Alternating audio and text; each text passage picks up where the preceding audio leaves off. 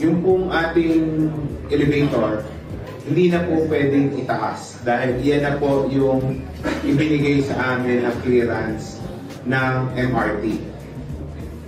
So, hindi rin po pwedeng lumabas para iikot doon sa poste dahil lalabas na po tayo ng karsada, sasayad naman po yung mga bus. So, talagang limited po yung spasyo in terms of height and yung space dahil may poste. Concern namin dito ay yung pong espasyo, kakainin yung espasyo. Medyo mabagal po kasi itong ganitong klaseng wheelchair.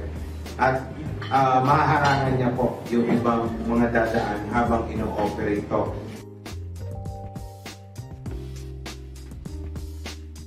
From the footbridge, ilalagay na po natin ito para from the footbridge, sasakay po yung naka-wheelchair at ibababa na po siya doon sa ground level.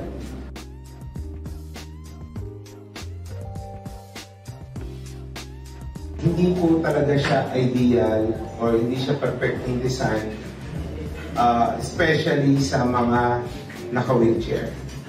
Pero sa amin po obserbasyon, sa ngayon, sa mga gumagamit, very convenient siya sa ibang mga pasahero na gumagamit nito other than naka-wheelchair.